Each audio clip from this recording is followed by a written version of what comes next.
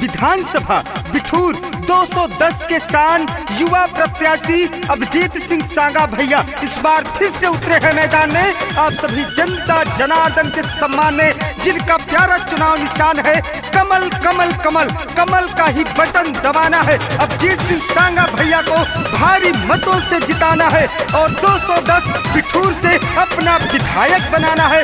चुनाव चिन्ह है कमल कमल कमल। कहो दिल से अभिजीत सिंह सांगा फिर से, सोच ईमानदार काम दमदार, फिर इस बार योगी सरकार।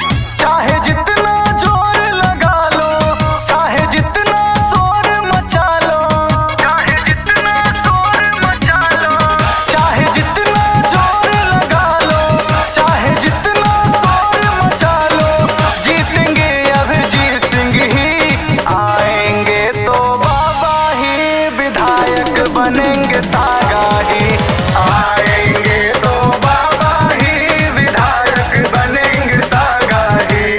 फिर से यही है बाबा ही विधायक बनेंगे सांगा ही। फिर से यही है बाबा ही विधायक बनेंगे सांगा ही। योगी जी के शासन में भाजपा के कार्यकाल में घर घर शौचालय, घर घर बिजली, मुफ्त फ्री बिजली कनेक्शन मिला है, मुफ्त में गरीबों को राशन मिला है, कोरोना काल के महामारी में फ्री में वैक्सीन लगा है, सारी सरकारी सुविधाओं को जन जन तक पहुंचाया है भाजपा सरकार ने। इसलिए मेरी माताओं बहनों याद रखिएगा, अपने उत्तर प्रदेश को उत्तम प्रदेश बनाना है, प्रगति की ओर ले जाना है तो याद रखिएगा फिर से योगी जी की सरकार लाना है और अभिजीत सिंह सांगा भैया को अपना विधायक बनाना है। 210 बिठूर में विकास की गंगा बहाना है। चुनाव चिन्ह याद रखिएगा कमल कमल कमल।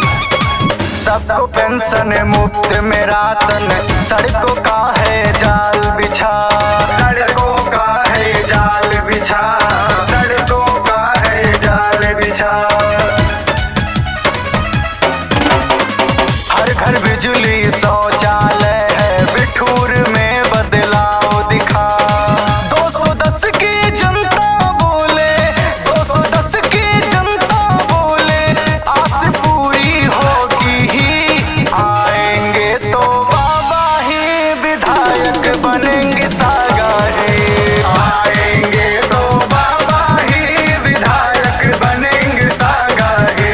फिर से यही है बाबा ही विधायक बनेंगे सांगा ही। फिर से यही है बाबा ही विधायक बनेंगे सांगा ही। अभिजीत सिंह सांगा भैया कहते हैं वादा नहीं विकास करेंगे, वादा नहीं विकास करेंगे, जन जन का सम्मान करेंगे, झूठे वादे नहीं करेंगे और साथ दीजिए फिर से काम करेंगे। इसलिए मेरी माताओं बहनों आपसे बार बार निवेदन है कमल का ही बटन दबाएं और अभिजीत सिंह सांगा भैया को फिर से विधायक बनाएं, अपने क्षेत्र में खुशियां लाएं।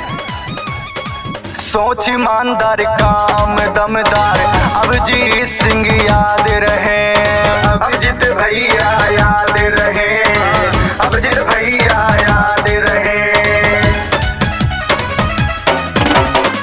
योगी जी के जैसा सीएम सारी जनता मांग रही।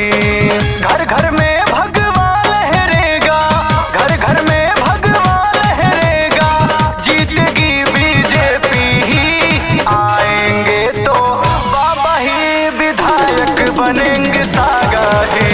आएंगे तो बाबा ही विधायक बनेंगे सांगा ही।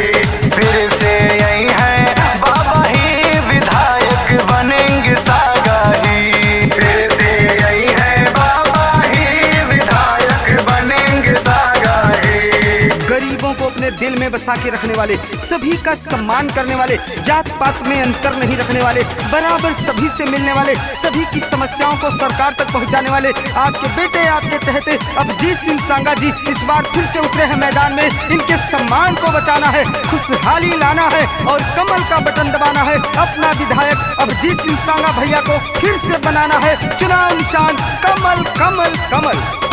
अभिजीत सिंह सांगा भैया हर हिंदू की शान है, हर हिंदू की शान है भैया, हर हिंदू की शान है। युवा प्रत्याशी है पहचान है।